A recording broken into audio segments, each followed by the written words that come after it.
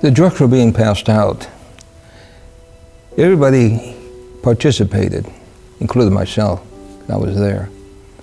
And after everybody got high, intoxicated, inebriated, whatever you want to call it, somebody asked a strange question.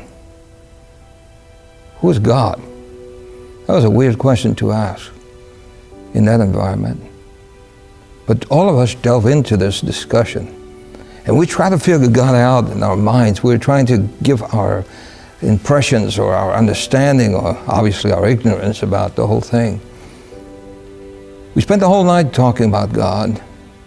And when I left, I remember driving and a terrible thought struck me.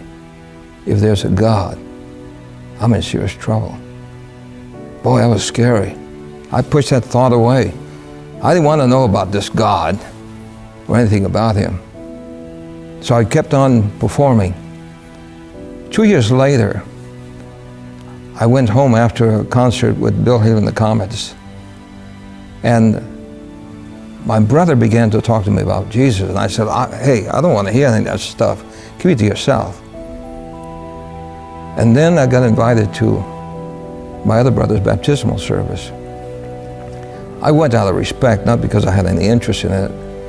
But when I saw my brother coming up out of the water and he was crying, a former terrorist, I could see a difference in his countenance. He was happy. The thought struck me, come on, a flashback. Could he have found God?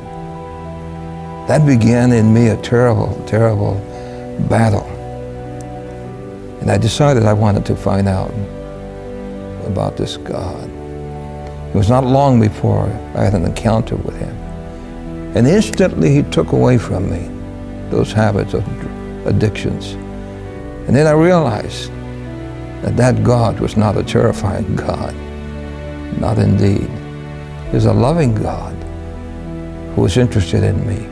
And when I discovered that, I wanted to follow him and get acquainted with that God who was not terrifying, but loving. I'm glad I found God.